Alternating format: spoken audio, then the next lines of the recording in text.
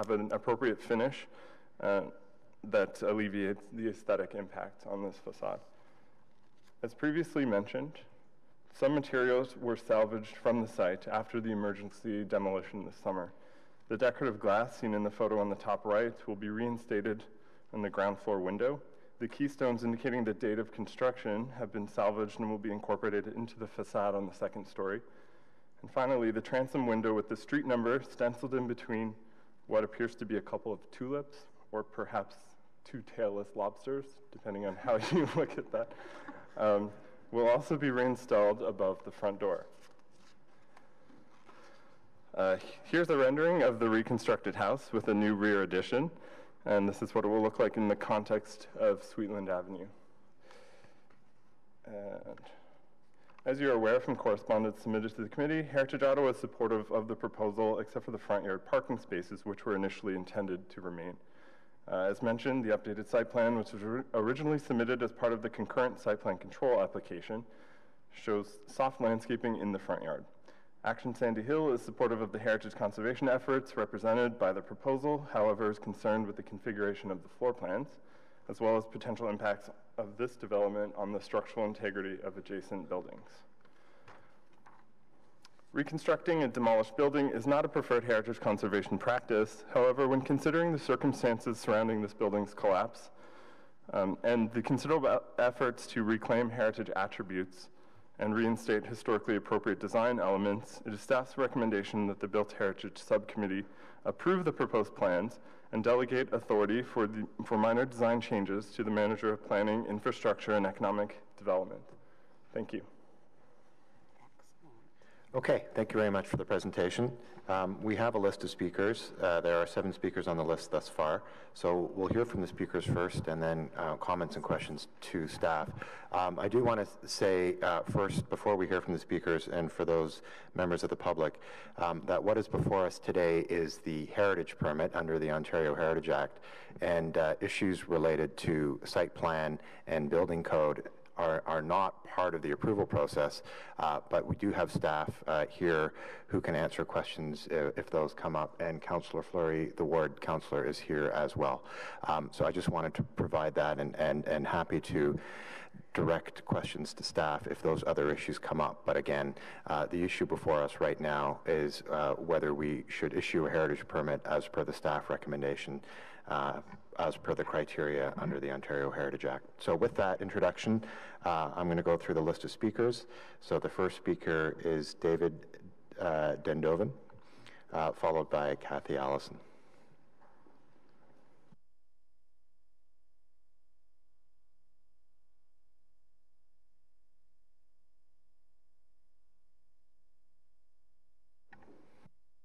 And just so, for those who are here for the first time, everyone who's speaking has 5 minutes. Yes. And then after that, there's an opportunity for members to ask questions if there are any. So good morning and welcome. Good morning. Thank you for the opportunity to address you this morning. Alors, j'aimerais vous remercier aussi pour la chance de vous parler ce matin. J'aimerais juste noter qu'une des personnes qui est impliquée le plus dans cette demande est une femme francophone ou italienne francophone. Et donc, je voulais juste que vous soyez au courant parce que je pense qu'elle a manqué une grande partie de ce que vous avez dit. I won't take much time, and I took note of what you had noted. I guess as an observation, I'm a direct neighbor. You can see the brown building on the left of the building. So I've lived in the neighborhood for 20 years and obviously saw very closely what happened here with this building. So the developer is to be commended that he wishes to rebuild in the same form. And we had agreements or an agreement with him that we brokered with Action Sandy Hill 2 years ago. And so there are clauses in that agreement that have not been respected. And so I would ask perhaps that the committee, in whatever decision they make, that they take note of that agreement that was signed 2 years ago. But the main point I just wanted to mention to you or to comment on is, having lived on the street, and I think you're all aware of the issues that we have in Sandy Hill. So I guess the canary in the coal mine, I guess, when it comes to heritage. This is a heritage district. And what is happening on this street, this heritage district, is that these houses are being changed into student housing for the most part. So my fear here is that it's great that they're going to rebuild this heritage in a heritage design, but what's the point almost if it's just going to create more garbage? You can see the people on the street in heritage homes in the heritage district that you can see who are students and who are not. So it's just a comment as you hear all of these applications that it's great to have heritage, but there needs to be some kick to it as well. So I just wanted to make that comment. I see where the writing is on the wall, and I actually support this. I just have those concerns that I wanted to express vis-a-vis this issue. I would also note that Heritage Ottawa sent a letter vis-a-vis this proposal, and I understand they also support this, but they did make some comments about parking in the front. I believe that it noted that they've waived their request for parking. And Heritage Ottawa didn't know that at the time, but they did make a comment about the landscaping in the front. And so that's something that I would ask that you turn your minds to and take that into consideration when you review this proposal. Thank you. Okay, thank you very much. Just hold on one sec, Dave. I see Councillor Fleury just has a question or comment for you. Merci, Monsieur le Président. Est-ce que ce serait possible d'avoir l'entente que vous aviez écrite? Oui. Vous aviez souligné certains des faits, juste si on peut le transmettre à l'équipe de patrimoine et puis à notre équipe, juste pour s'assurer que l'entente qui avait été mise en place avec le développeur à l'époque soit bel et bien intégrée. Alors, j'ai une copie de l'entente qui a été signée et donc je peux vous donner l'entente. Comme j'ai indiqué que il y a plusieurs clauses qui ont été respectées. Et enfin, encore une fois, je remercie le développeur pour avoir respecté ça, mais il y a une ou deux clauses qui n'ont pas été respectées encore, et donc je vous le présente juste pour votre information. Okay, any other questions for our speaker? Est-ce que c'est possible d'avoir les clauses identifiées maintenant, ce matin? Pardon? Est-ce que c'est possible d'avoir les clauses identifiées maintenant ce matin? Oui, alors par rapport aux ces clauses numéro 4, au numéro 5 en fait, et c'était au sujet de... alors, si vous regardez à la photo juste là, à la gauche, alors ce que vous ne voyez pas, c'est le fait que l'édifice continue juste en arrière jusqu'à la clôture, et donc il y a toute une... Et je ne sais pas si vous avez une photo du côté à la gauche. OK, oui. En fait, si vous reculez. Oui, juste là, vous allez voir en bas. Alors, tout ce côté-là, si vous voyez le blanc, alors il y a une entente qu'il allait discuter ou dès qu'une décision par rapport à ce qu'on allait mettre là, sur le mur, que ce soit le bois ou quoi que ce soit, que les voisins qui le voyaient à tous les jours allaient être partie de la décision de qu'est-ce qui allait être choisi.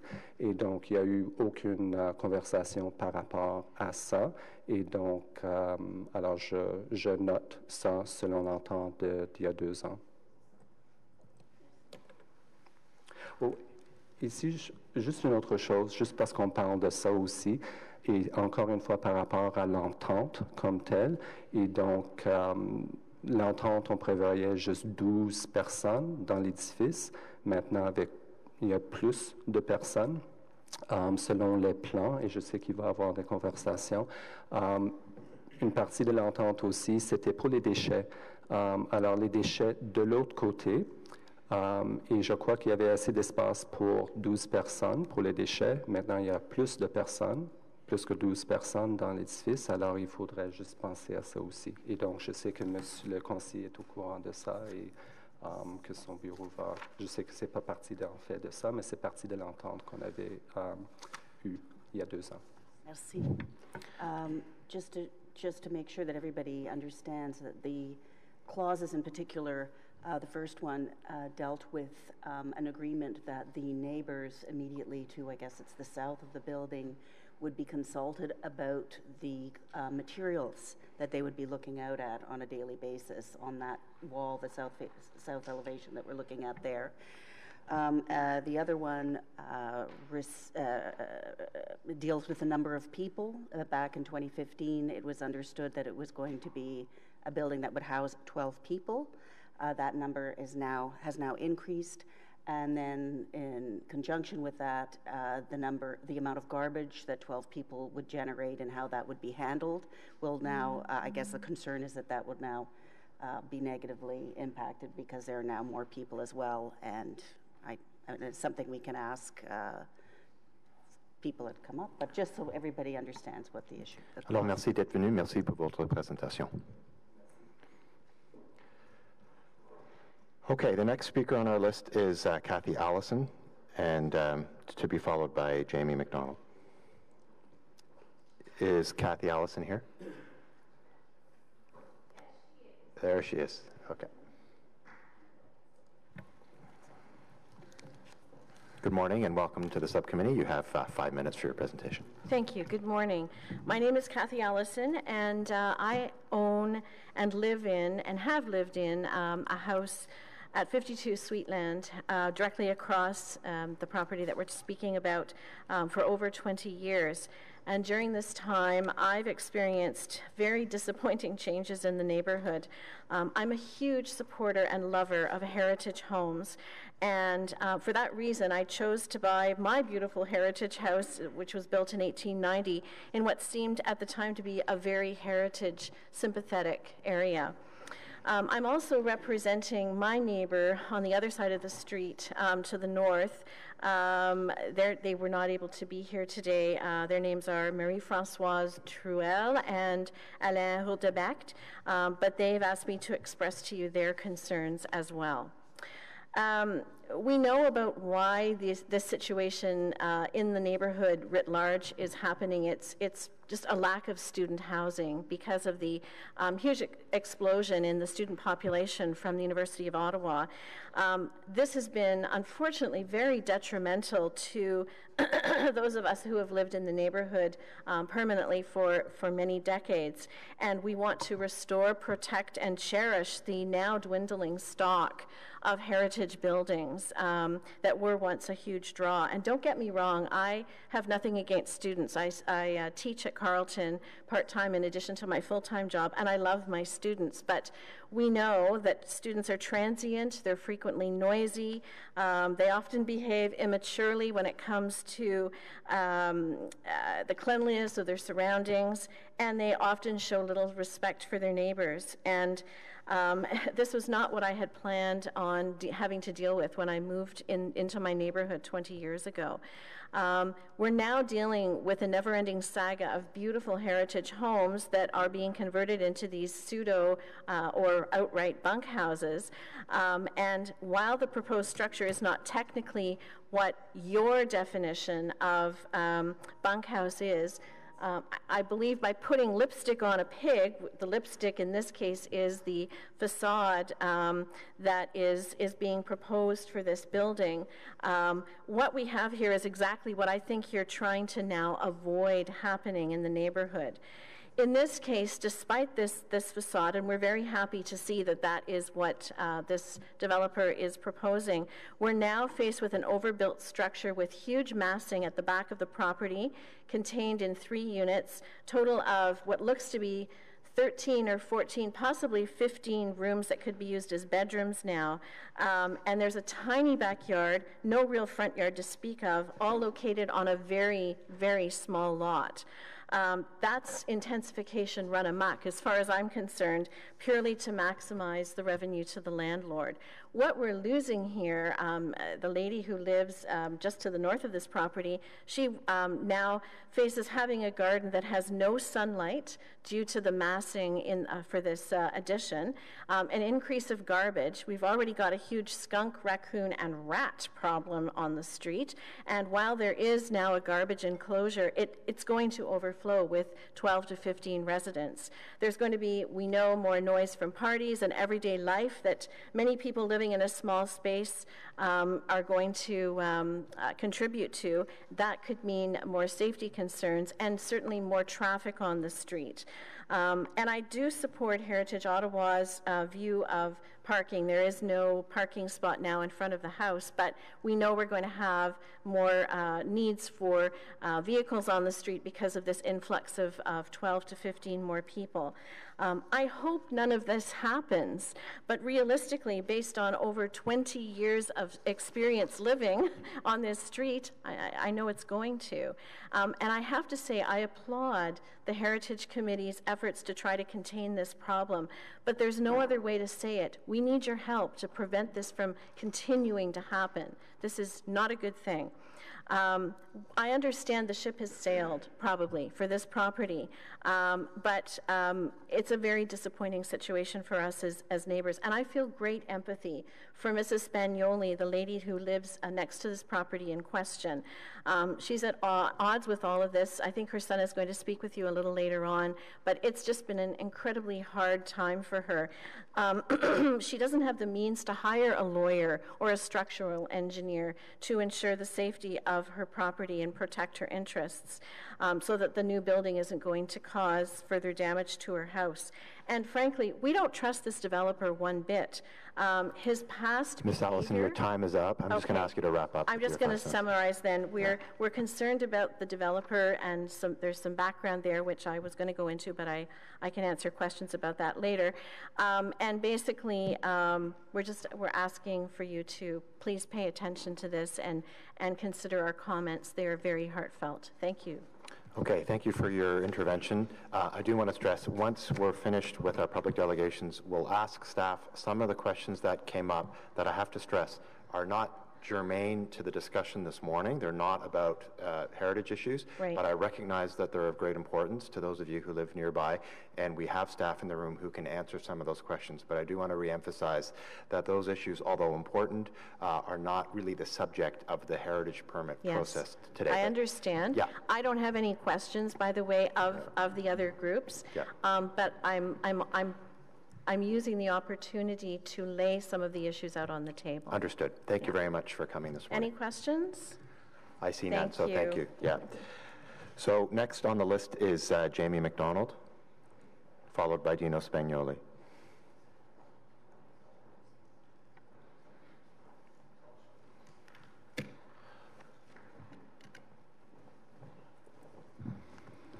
Good morning and welcome. Good morning, Mr. Chair. Thank you.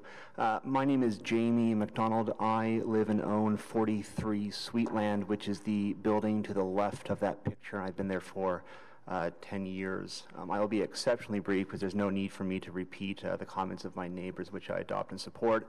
I just would like the committee to be left the general impression that although there is general support for the heritage elements of this proposal and the circumstances, there's a lot of hesitation. I'm quite personally wary about this development, just given our past experience with the property and the developer on that. And so I'll just leave the committee with that and not repeat things that have been said already. Thank you. Okay, thank you. Appreciate that. So next on our list is Dino Spagnoli. And followed by Dominica Spagnoli, and you're welcome to come up together if that's helpful. Sure. Yeah, if can someone make space there? You can go on that side, that's great.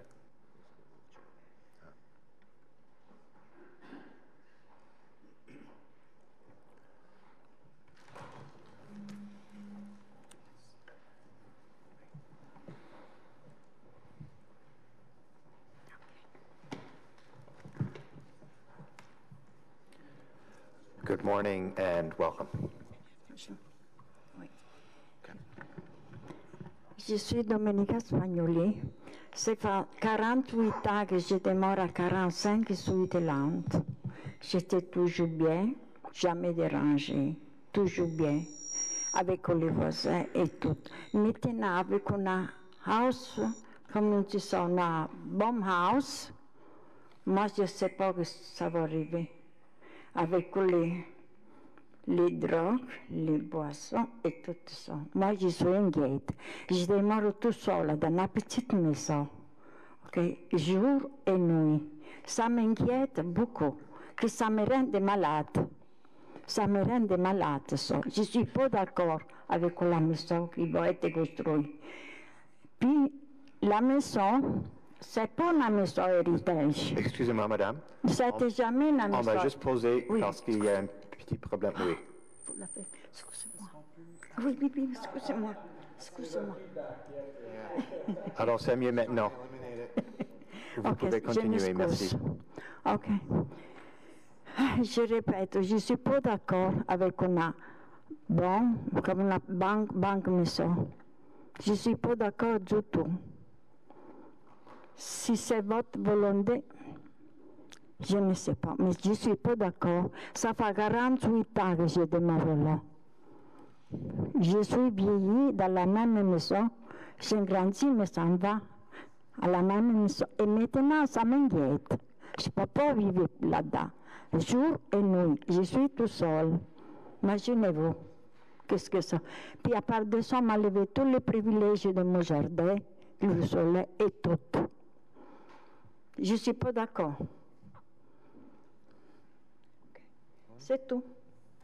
Alors, merci, madame. Est-ce qu'il y a des questions? Conseiller Fleury? J'ai pas de questions, mais just for committee members' knowledge. So, Madame Spagnoli and I met a while back. That's when the previous work was being reviewed by city staff. I have to say that she has a really nice, cute little spot with an amazing backyard where she gardens, and that's been part of her health as well as, you know, that gardening aspect in the back. And I have to say that having gone on the site recently, the demolition, but also that development has significantly impacted her quality of life, especially of having that garden. So I know that it's not to committee's purview. Because she took an opportunity to come here, I thought for committee members it was important to know of that. OK, thank you. Alors, merci beaucoup. Est-ce que vous avez quelque chose à ajouter? Ou? No, d'accord. I'm just going to speak now. Thank you for having me here, and thank you, Mr. Chair and the committee. There's only a couple of points I want to point out here, and it's regarding the frost protection for the foundation at my mom's house at 45, that it would need to be dug out and protected for over the winter months. But also, it would also need to be re-excavated come the construction time to have it fixed.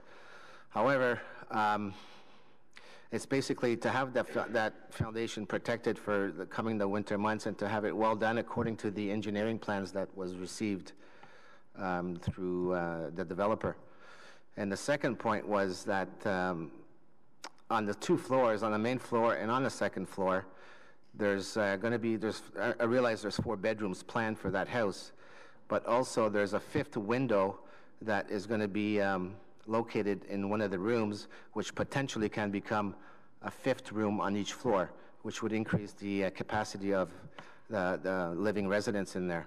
So I would like to request, if it could be noted, to possibly have that 5th window removed from the plans, so it cannot be considered to potentially in the future to put in a 5th bedroom on each floor.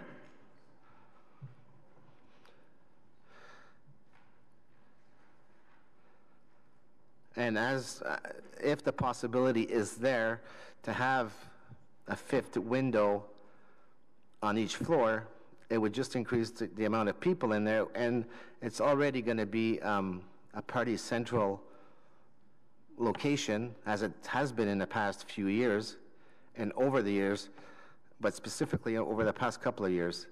So yeah, I would like to get that considered to be removed off the plans, of the official plans. Okay, well, thank you very much for coming out.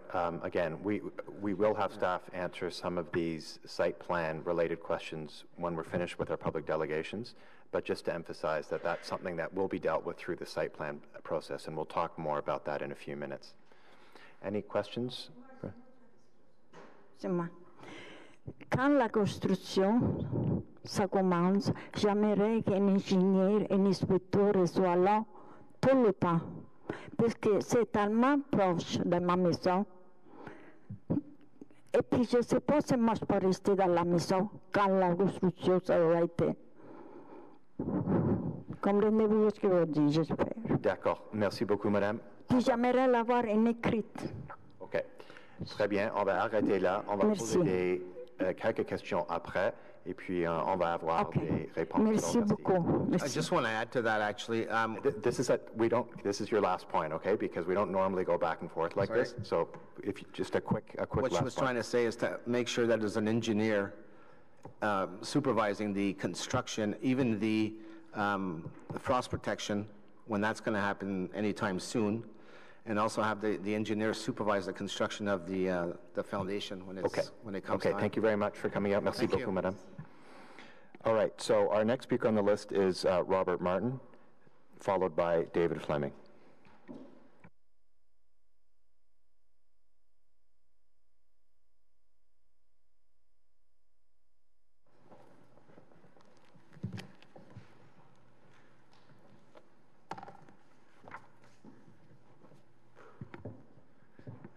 Good morning, Chair and members of committee. Thank you for the opportunity.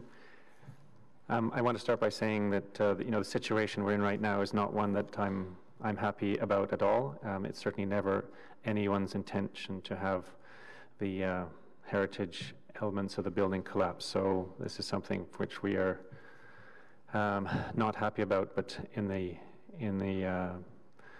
end, we're trying to make the best of what we can and reinstate the heritage character that was there based on known documentation.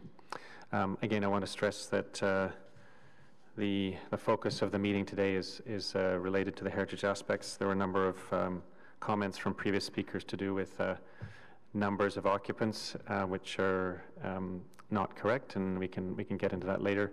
And I also want to assure all the members, all the previous comments to do with monitoring of foundations and wall constructions have been and will be done by structural engineers. So all of that is being addressed as part of this process.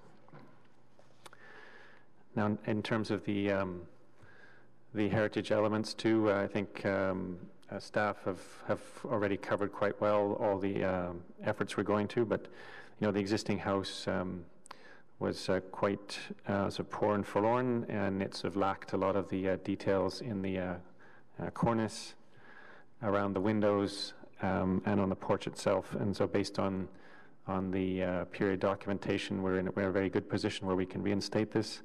The porch, which was originally designed in 1984 and approved, is going to continue with some even better detailing, I think. It is a little shorter because of the need to separate from the adjoining property, which is very close to the property line. So there's been some slight adjustments to its size. But overall, it's been mentioned about the stained glass and the period date stones and bricks, which will all be reinstated into the reconstructed facade. I think that's really what I have to say to committee. So, thank you. Okay, thank you very much for your presentation. Any questions to Mr. Martin? I see none, so thank you for coming out this morning. And our last speaker is David Fleming.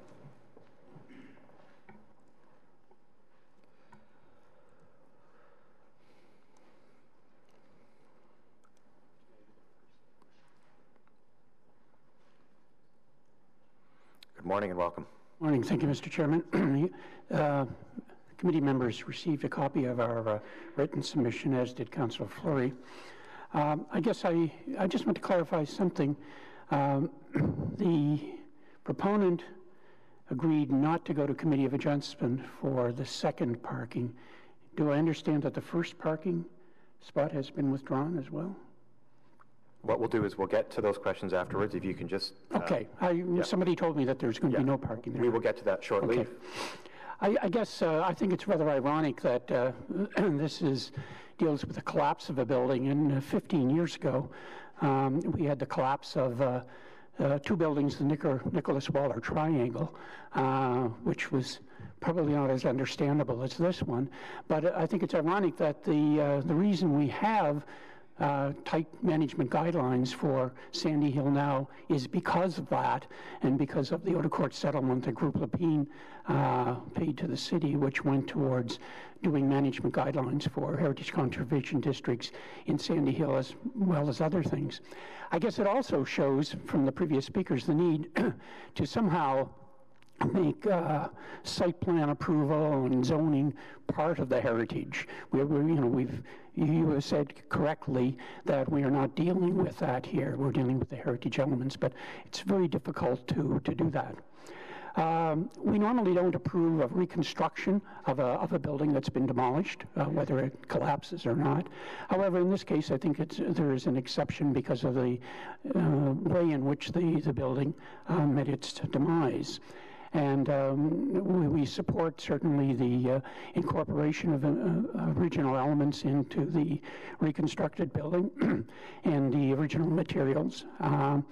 The over-intensification of the site is, like you say, a separate item, but is becoming all too common in Sandy Hill and in other older parts of our city. And I think this is something that the city has to really address, and address it separately, but also within the context of the heritage management guidelines for various districts. We are opposed to the parking in the front.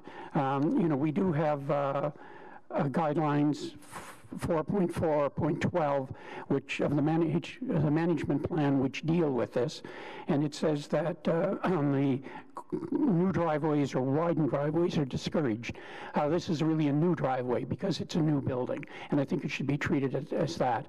We certainly applaud the decision of the proponent not to go to Committee of Adjustment for a second parking space, but we also oppose the existing parking space now. And in order to maintain this character, the guidelines say, to maintain this character, patios and other hard surfacing in the front yard are strongly discouraged. I think they should be discouraged even more so with a new build as opposed to an existing building. So we would like to see that soft landscaping in front of the building and no parking at all. And I guess that's the extent of our comments on this. We think, fairly good proposal. Okay, thank you very much. Any questions for Mr. Fleming? I see none, so thank you very much, and thank you for your engagement. We're going to go to questions. Councillor Fleury has indicated he has some questions to staff. Just to pick up on that last point from Mr. Fleming, the landscape plan very clearly shows landscaping in that front spot that used to be a parking spot. So the landscape plan shows soft landscaping in that spot, and the revised motion, which the committee will have before it shortly, indicates that will continue to be landscaping as per the landscape plan. So there is no intention to put a parking spot at the front of the house. Councillor Fleury, you're first.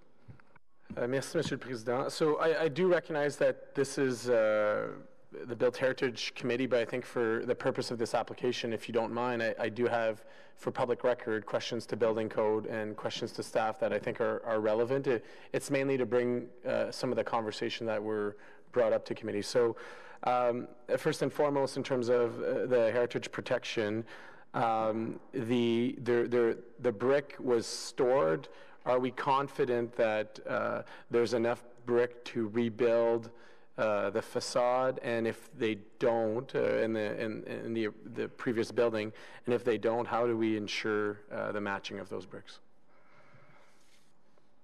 Thank you, Mr. Chair. So the brick was stored on site for some time, and then taken to another site nearby that the owner has access to. There is not enough brick to reinstate the entire front facade and side walls. But the brick that is salvaged will be reused, and then new brick will be in kind. So in terms of the color and appearance, it will look as close as possible to the original brick, and that's something that staff can review as we proceed through the building permit stage. Okay, thank you. Questions to, I guess, legal here. in terms of the interim control bylaw, there was questions around bunkhouses. The plan has changed from what initially building code had received or had approved previously. So can we confirm that the plan, although the building is the same, the internal layout doesn't, or is it captured in the interim control bylaw? And if not, why not? Mr. Chair, legal would have to review that at this time. Unfortunately, I'm unable to deal with the question on this application right now. Okay. This item, just to clarify, would go to planning afterwards, Mr. Chair? On the heritage permit. So can I get a bit of a note between that? Absolutely, Mr. Chair. Staff will take this as a direction. Okay. Questions to Building Code Services Committee, if you don't mind. A couple of questions there. So there has been damages to Madame Spagnoli's property. There is work that needs to be done. Obviously, she is in contact with the neighbor, but also with her insurer. How can we ensure that the work and repairs are completed? As you see from, I think, page 10 of the slide deck, the buildings are quite close to one another. So if they're allowed to rebuild on the same footprint, how do we ensure that Madame Spagnoli, through insurers and so on, has enough time and that the contractor can conduct the work on her property prior to anything happening on the today's proposal? Thank you, Chair. With respect to damage, I can't speak to that directly at the moment, but I can advise you that any work that's taking place on the adjacent property requires the authorization of that property owner. So the efforts to reconstruct that building have to be undertaken wholly on the property of 51, and it's my understanding that to facilitate the exercise of the reconstruction and also to undertake the frost protection that's required for the adjacent building, because there's very little land or earth and soil between them to provide frost protection. That building permit application has been taken out on behalf of that property owner. It requires their consent, mind you, to be able to undertake work, to be able to apply insulation to that foundation. So the work can only take place with authorization of that property owner, and that's the way we'll ensure that it meets with their approval. So, Mr. Bidden, I appreciate what you said around the frost protection, but just to clarify, so we know that work is needed on that southern wall of the neighbor's property. How do we ensure that that work is completed prior to any beginning of work on today's submission at 51 Sweetland? I would suggest that given the very little room that's there, the first aspect is frost protection. Obviously, we've got cold weather coming up.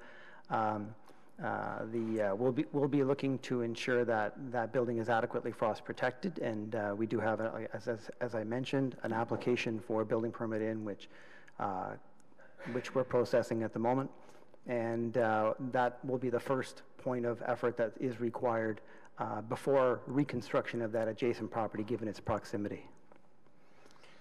So maybe I can ask my question differently. So I get what you're saying. I don't want to hear the frost for a second. I'm concerned that they would proceed with building the new approval, and I know that I could look at site plan, and I will, and we'll get all those measures, but physically, if there's work that's needed because it's been damaged by the demolition on the neighbor's property, Madame Spagnoli's property, what tool do you have to ensure that they cannot begin construction to enable that owner and ensure that that work is completed prior to the rebuilding of this building? At this time, I can't speak to the damages that you're mentioning here. I don't have knowledge of that at the moment. I'm aware of the fact that there was foundation works that are required to be undertaken. I'm not aware of additional damage that requires to be repaired at this time. Okay, and speculative, if there were, I just want to know for the neighbors, what tools do we have in building code to ensure that the work is completed prior to the developer proceeding at 51 Sweetland?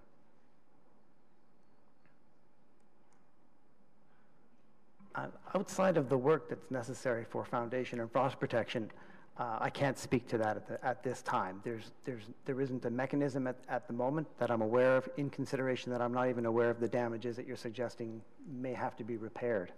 I'd have to take this back. Okay, I'm just going to try and help here. So the issue is the next door neighbor is, and I'll say alleging, just so that we don't get into issues of right and wrong. The next door neighbor is saying that there is damage to that house as a result of the demolition. Councillor Fleury is concerned that if you allow the 51 building, if you issue the building code once all the permits are in place, and the building goes up, before the next door neighbor has had a chance to fix what she is saying are damages to her foundation, then it's going to be extremely difficult for her to do so because there's such little room between the two properties. So Councillor Fleury is wondering if you have a lever within the building code process to allow the next door neighbor to conduct the repairs on her foundation before she's walled in by the new construction. And so is there just a simple yes or no? I know the details have to be worked out later, but in answer to Councillor Fleury's question, do you have a lever to ensure that the next door neighbor can conduct her repairs before she is physically not capable of doing so because of the addition at 51 Sweetland? Does that help? What we're talking about is work on adjacent property, which would not necessarily require a building permit, and I would not have the means to be able to do that. That's a private matter. Okay, I suggest we take this offline, and because I still feel like there is maybe a miscommunication on this issue, but let's carry on. So, Councillor Fleury. Only a few more questions, Mr. Chair. So again, to building code, we have an approved plan, internal layout that was approved under the work that was previous, and now we're surprised that, and we met yesterday, so there's a new layout. So which layout are we working with, and how do we ensure that legal and planning sees the final layout? Because I think that the actual new layout might trigger the interim control bylaw, while the previous layout, based on bedrooms and square footage, it doesn't track it. So I'd love to hear from you on how do we proceed? Are we forcing them to the previous layout, and if we're forcing them to or if they're allowed to look at the new layout, then are we doing the proper planning and legal review to ensure that it's not a loophole to the interim control bylaw?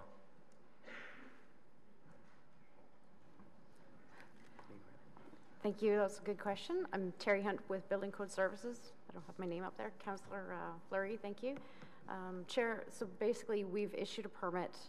They can build in accordance with the approved plans. However, we do have a revision that we're working through, and it will conform to the zoning bylaws as well as the interim control bylaws, and in accordance with the building code as well. Perfect. Thank you. And my final comment, and this is mainly to the speakers today and to committee. So in terms of the agreement letter, I did review it. Most of them are site plan requirements, site plan elements, that'd be fencing and so on. So we'll work with planning in ensuring that the authenticity of that document is respected.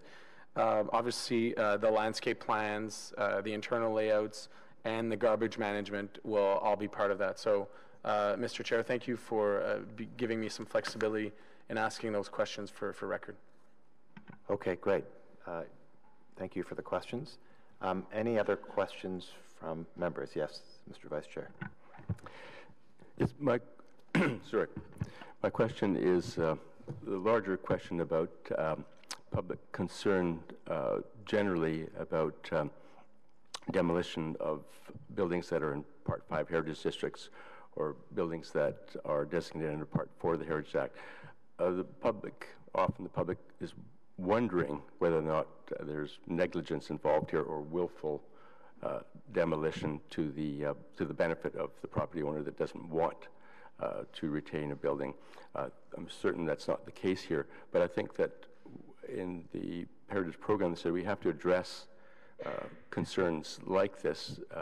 David Fleming mentioned the buildings on Nicholas Waller. We had the NCC on 7 Clarence that claimed that there were sort of problems. We've had Somerset House, and this kind of fits in because it's traumatic when a building collapses, especially a heritage building.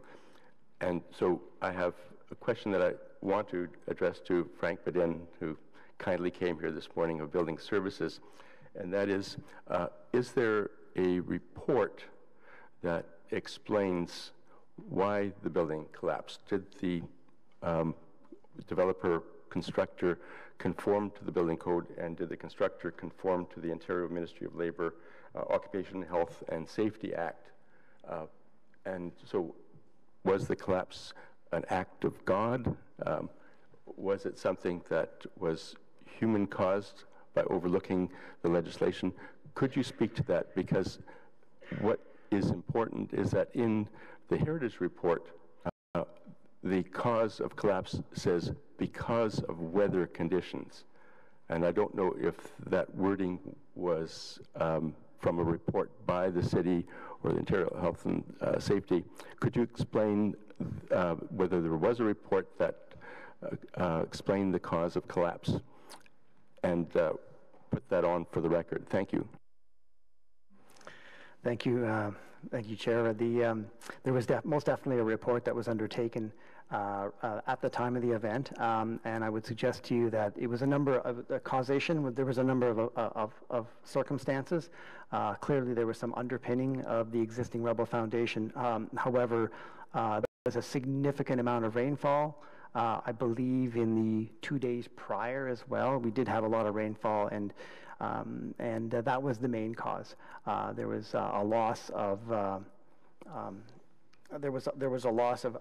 bearing, and as a result, the foundation failed, and the building listed. As soon as it started to list, there was a racking of the structural members, and that's where the difficulty. But it was, from my opinion, there was a significant amount of rainfall. If we can go back to that date, I think we can prove that it was very much a catastrophic event from that perspective.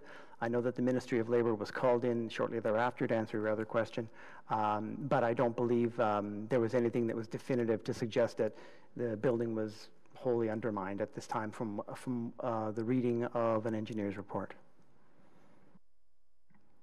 Mr. Chair, could I also add, because of course there are 2 permits that were issued, the permit under the Building Code Act and the Heritage permit through delegated authority, and we do not issue permits for demolition under delegated authority unless we have proof from an engineer that there was it was an emergency and there was a risk to health and safety. And there were engineering reports submitted to us that indicated that, which is why we went through the delegated authority process. If it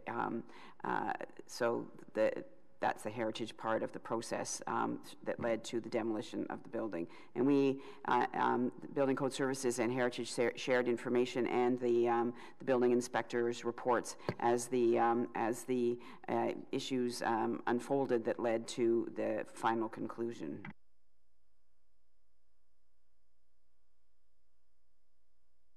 Any other questions to staff from members? Seeing none, maybe I'll just summarize again, just for the benefit of those who've come out to speak on this, that the committee, through the vice chair who's going to put forward a revised motion, is going to be voting on whether or not we recommend that council approve the heritage permit. You've heard from Councillor Fleury that he will be working with planning and building code staff on specific issues that came up related to garbage and number of bedrooms and all sorts of other site plan related issues. So those are not the subject of our vote, of our pending vote. And I just want to make sure that people understand that. So there will be a process through the site plan, which Councillor Fleury will be actively involved in to address many of the issues that came up this morning. So with that, I'm going to ask the Vice Chair to introduce the revised motion.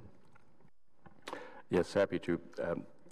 Be resolved that document to the site plan report be replaced with the attached revised site plan and landscape plan prepared by Robertson Markin Architects.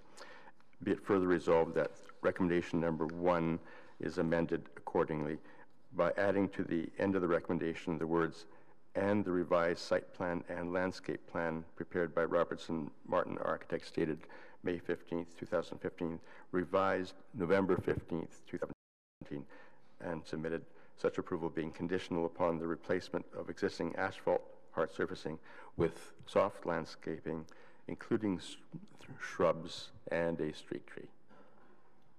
Okay, thank you. So that does two things. It addresses the revised plans, and it emphasizes the point that others have made, that the intention here is to replace the asphalt with soft landscaping. So is that a motion carried?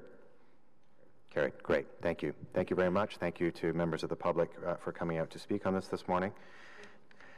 And we'll turn now to our second item of business, which is the Heritage Interpretive Plan for the ZB development. And this is an information item. Staff are going to do a short presentation just so that we're aware of what is happening on that site.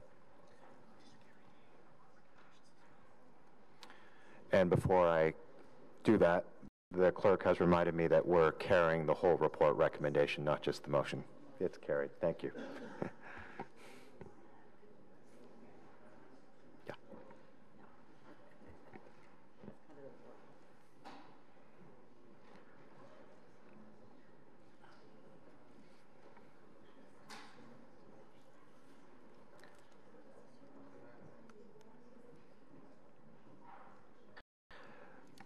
So, good morning and welcome. Ms. Coots, I'll let you introduce the presenters, and I will ask if we can dim the lights when the presentation starts. That would be great. Thank you.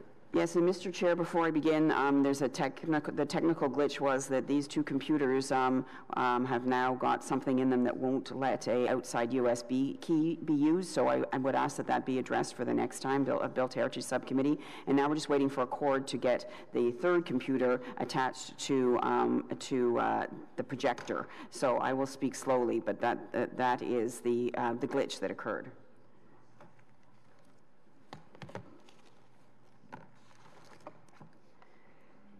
So this is in front of you as an information item today. It is the ZIBI Heritage Interpretive Plan, which was also in its entirety attached as a document to the report.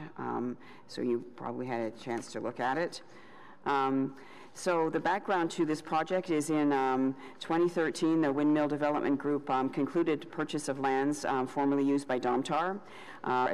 Development purposes on both the Quebec and Ontario sides of the border. In 2014, Windmill and the city signed a memorandum of understanding that identified the cultural heritage resources on site and committed to the completion of a heritage interpretive plan, interpreting things associated requiring the interpreting themes associated with the site as the development process proceeded. So the goal of the ZIBI Heritage Interpretive Plan is to build interpretation into the development process and to include interpretive elements as part of the site plan approval process. In the MOU, there were major historic themes identified of First Nations, early settlement, the wood industry, oops, there's a typo, the fire of 1900 and subsequent reconstruction, the pulp and paper industry, labor history, and other themes that may emerge. So the idea here is that as the site is developed, its history and the themes associated with it are not lost but remain present on the land, either through retention of buildings or through the Heritage Interpretive Plan. The HIP has as its underlying theme the island's long association with the Algonquin Anishinaabe Nation, and again, and the other interpretive themes that are related to the historical ones are wood, water, paper, transport, and renewal. I'm now going to turn it over to one of the authors of the actual plan, who can take you through it. It was an excellent, or a very rewarding project to participate in when we were looking at ways of keeping history and heritage alive with a very cooperative and developer, and everybody was extremely interested in this, and we're very happy to share it with you today. So.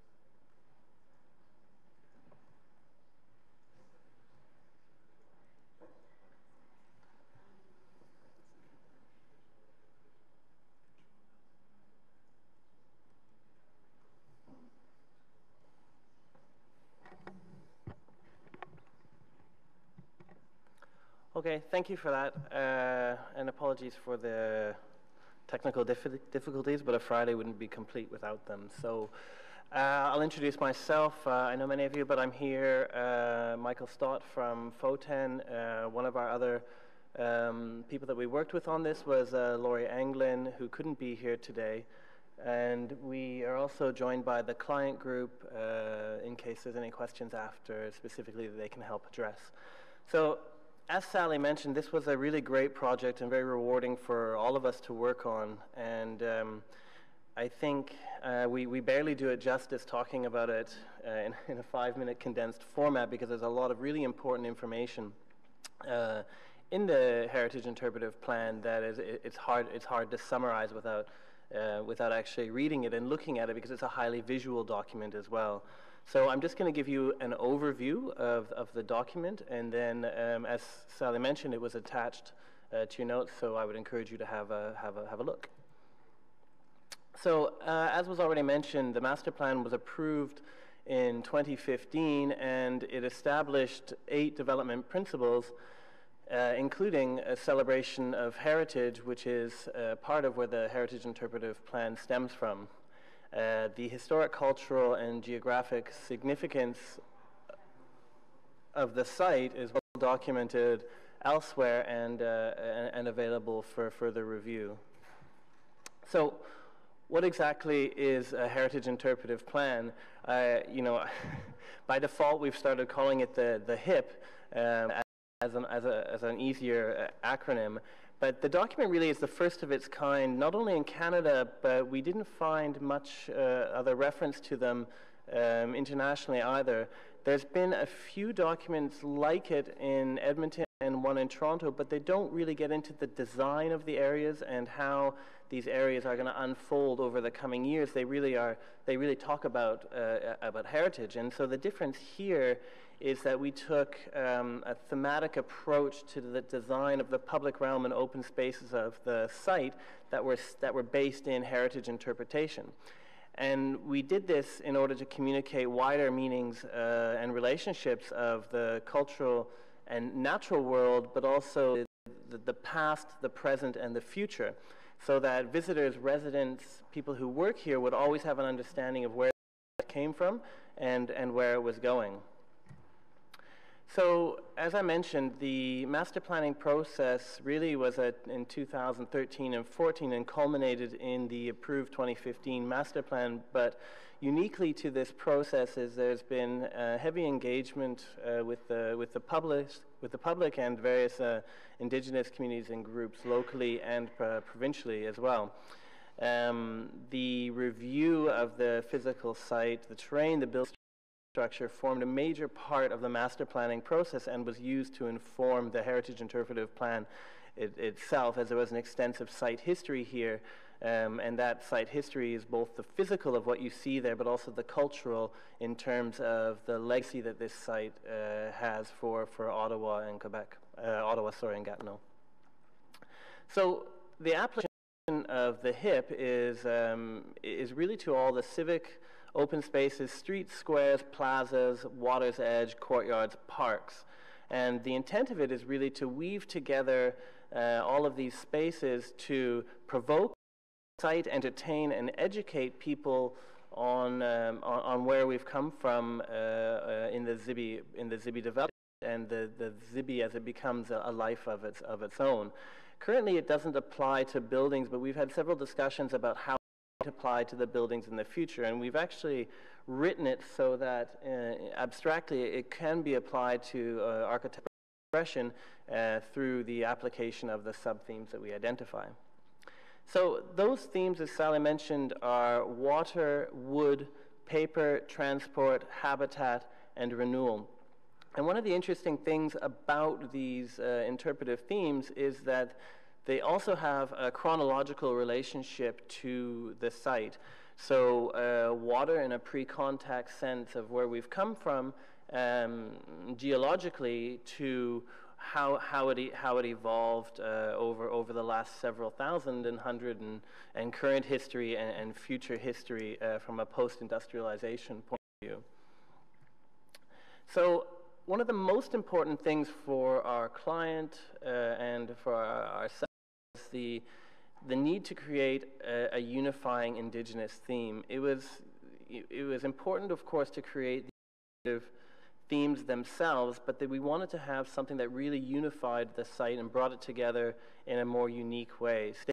HIP actually proposes the application of Indigenous unifying theme to all of the public spaces, and there's several elements we looked at for this, from some of the small-scale infrastructural products, for, the tree grates itself, to wayfinding, to you're walking along and an app comes up on your phone and explains the history of the site, to how to actually integrate specific land uses into the site that would reflect this as well. So this, through several consultations that we had, one of the important things about this theme, or the unification of this piece, was that we wanted it to express the past, present, and future of Indigenous cultures and people on the land. And this specifically was in reference to the Anishinaabe Nation. So how does it work? It's a large document, like I said, but it's actually quite straightforward in terms of how you use it, starting with identifying site location within the interpretive themes mapping, and identifying one or more of the interpretive themes as it relates to a project location, a review of those themes, and then linking those thematic elements to the public space design. So I thought what I would do is quickly run through an example of how that works. So the site as a whole, and focusing in on to water as one of our main themes, we look at some of the reference of what we have into it, and also we have some sub-themes in terms of the higher level themes, in this case power, given that we have both the power of the natural water movement, but also with the dam there. And so the water theme has been applied to the West End Park on Chaudière and some of the pathway connections between the Ottawa River and the Hydro-Ottawa headworks.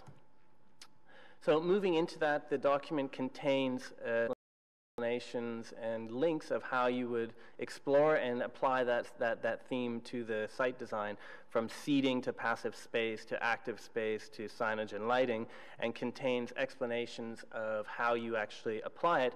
And importantly, like I said, there was a lot of research done both through the master planning and through the heritage interpretive plan process. And so what we tried to do is distill that information into cut sheets, if you like, that really talked about the feature definitions and how to represent this theme, whether it was graphically in terms of integrating into handrails or panels, or night lighting and event context. So what we then take is an approach which, which looks at, for example, the waterway and relevant precedent treatments of how it could be treated in. One of the important things to note is that the Heritage Interpretive Plan does not design these spaces. It informs the design of these spaces, which will occur over time. And there's processes which will occur after this point, which will involve further consultation and coordination with First Nations groups that we've already consulted, but also working together with Sally's team and the landscape architects at the city to really form almost a committee approach to applying these to site design. Thank you. Okay, thank you very much. That was very interesting. I have a question, but I'll let Councillor McKenney go first. Thank you, Chair, and thank you for that. Just a couple of questions. Obviously, when we talk about relationships between the natural and cultural of this land, and as you pointed out, one of the major historic themes, obviously, is that of the First Nations, and particularly the Anishinaabe, Algonquin Anishinaabe Nation. I just wonder if you could just go into a bit more detail on the consultation that happened. Just what it means when you say you consulted with the Algonquin. Does that who exactly was that? I mean, I often get questions asked of me, you know, from different perspectives, different folks who represent Algonquin nations in the area, and that feel they have claim to that, to the land in question. So, just wonder, you know, what is? I guess maybe it's to staff. Like, what is our duty to consult? And what does that mean? Our duty to consult with Indigenous peoples on Zibi land here. I'll frame it, and then if Sally wants to add Sure. to it, if that's okay. So through working with Kat Laska on the windmill team, we heavily consulted, and I don't want to think consulted in terms of going to somebody with a fixed solution and saying, here it is. With the Algonquins of Ontario, with Kitigan Zibi, with the Memengweshi Council, with Pikwakanagan, what we had was a series of workshops, really. And those workshops really started with the Memengweshi Council first, and it was really interesting because what we did is we took a bunch of precedents and examples of how culture can be interpreted into whether it's a light post or a neon light display, and really started to work with them to understand what are the do's and don'ts of cultural expression, because we had one idea of having, for example, a garden with herbs and local plants that were important culturally. And we found out that certain ones couldn't be placed in a certain way and this kind of thing. So there was really like a lot of in-depth roundtable, lively discussions. With Pikwakanagan, we actually went to them on site and had a day-long event, if you like. I don't want to call it a consultation because it was really a coming together of the groups, and we were there to facilitate our understanding and their understanding of what was. So that was great, and we came out with further sub-themes and articulations of what was important to them to see on the site, both in the current context and in the future context. We had another one on site on the island, and with the Algonquins of Ontario, again a full day event, and really, you know, what I would is those events weren't about us coming and giving them something. It was about us going there and listening to what they wanted to see, and really understanding how the objects or the kind of the intangible cultural heritage elements as well as the tangible elements could be put on site and in a respectful way. And that the next steps, as I mentioned on the last slide here, is really about now going back and tying those further together with the process. We often, I remember in one of our ones with the Algonquins of Ontario, he said it was like a braid, and you know, how do we now take the document and braid them into it? So it was a very in-depth process. Okay, thank you for that. I guess it kind of leads me into my second question. You had mentioned that this plan would sort of inform the design of the plan, the overall plan of the space, the open and public realm. And I just wonder how that follows on site plan, or if it would happen ahead of site plan.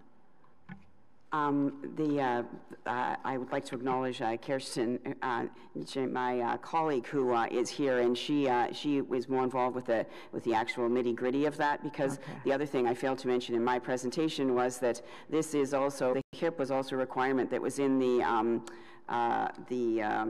I never remember which planning application, it was in the secondary plan. So it is in a planning documentation. It's not only in the memorandum of understanding. And so there is a master plan that covers the entire, and I will be corrected if I'm wrong, a master plan that covers the entire site. And then as separate buildings are developed, there's the site plans associated with them. And so the document will be a reference document as those site plans are approved through the process. So it will be a live document for, you know, decades as the site is built out. But we already have the first site plan approved, right? I just wonder how it informs then that first site plan. There she is. There she is. Hi, Mr. Chair, just to clarify, so the official plans and zoning are in place. They were approved in 2015 through the OMB.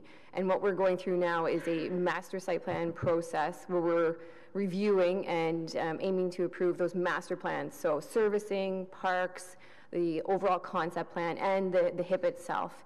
And then each development phase that comes in will go through its own separate site plan process, where they will have to have reference to those master planning documents and how that specific development phase relates to those. So the HIP will be approved through the master site plan, and then planning rationale will refer to that every time they come forward. So just, maybe I'm missing something, but just how does that circle back to the already approved site plan for phase 1, I guess? To clarify, there is no approved site plan at this time. There's no phase 1 site plan? No. We're working on 2 concurrent site plans, so the master site plan. Okay. And Zibby did want to move forward working on the individuals, the specific phase 1 at the same time, just to save on time and to work together. They will not have They'll any. happen concurrently. Yeah, they're happening concurrently. Okay.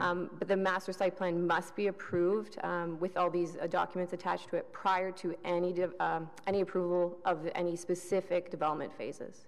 Okay. Thank you. Any other questions, Mr. Vice Chair? Just a comment before my question. I think that this is an exemplary initiative to include a heritage interpretation plan for a redevelopment project. I think that it's worthwhile pausing and recognizing that and congratulating both Zibby Dream and Dream Properties and the city for advancing this rather sophisticated and much needed initiative that will help the public and future councils and experts understand the evolution of this part of the city and appreciate the disappeared heritage, and also will inform the the development process in terms of the public realm. As you've stated in this excellent plan, I think that it is very, very welcome and deserved of a lot of accolades for this. My question, which is not directly related to this project, but I think that will the city, both in planning department and heritage, when it comes to the approvals of the LeBreton Flats redevelopment, and the Bayview Yards redevelopment, and the Booth Street complex, which is Canada Lands Company, will this approach for either a secondary plan or a memorandum of understanding for a heritage interpretation plan be considered for those projects?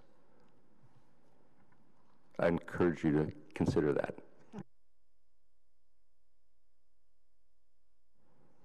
Okay. Question from Councillor Wilkinson. Yeah, Hydro Ottawa has quite a bit of land in here too. Are they included in this, in the way the heritage overlay is being done on the entire property? Because they have buildings and various other things there as well, and I think should be integrated.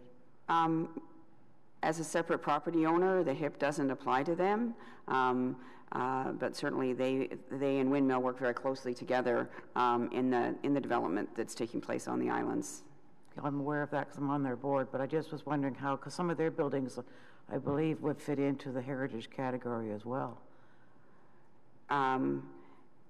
There are buildings owned by Hydro Ottawa that have heritage significance. But again, that wasn't part of the exercise with the Heritage Interpretive Plan, which it's not a designation plan, it's an interpretation plan that applies to the public spaces, and the hydro public spaces were not considered as part of the exercise. I think that's too bad in a way, because they really need to be integrated. The whole area should be one plan. I take it you've talked, I know you're working with them on other hydro things, but have you worked with them on this particular part of it as well?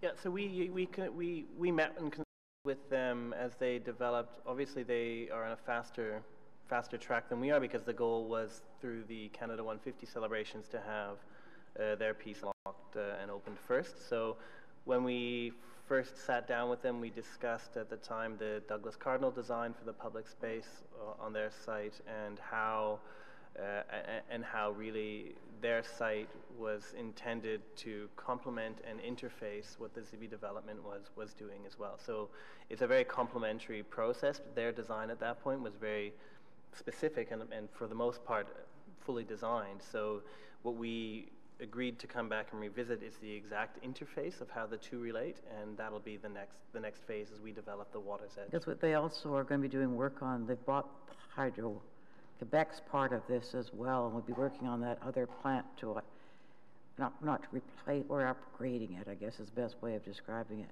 starting next year. And so there's going to be a fair amount of work going on. I know they've been very supportive of getting the public open spaces and opening it up for viewing and all of the other kind of things. So I just was wondering how much. We haven't talked about it a lot at the board. As it's been mentioned that they're working with you on a number of other things as well. But so that they have, you will. I may bring it up with them to say that, because I think their land should really be part of this, because it's one place. Yeah, I'm happy to provide you another copy that you can take with you as well, because it is applicable to all spaces in the surrounding area. Have you sent it to them already? I don't believe that they have a final copy. They do have a final copy. They don't. Okay, as long as they have it, that's what matters. Thank you. Okay, thank you. Any other questions or comments? For my part, I second the Vice Chair's comments. This is a very impressive approach to heritage interpretation, so congratulations to all. I had the same question that Councillor McKenney did about how this plays into the site plan approval process, but I heard the answer, and I also note that on page 19 of the presentation, there's a very clear articulation of how the HIP will play into the pre-application and application process. I think the one thing that I would think is important is, given the expected timeline of this project, and although it would be great if Michael and Sally and Kristen were here, for generations, you probably won't be. And so I think what's really important with these documents is to make sure that they are sort of known about and carry through staffing changes. I know from experience that often if you get changes in staff who aren't as familiar with documents, that sometimes they don't play as critical a role as they ought to. So if you have a great way of ensuring that happens, I think that's going to be really important, given just the scale of this project and the expectation that future property owners may only be known in 5 or 10 or 15 or 20 years. So that would be my recommendation as well.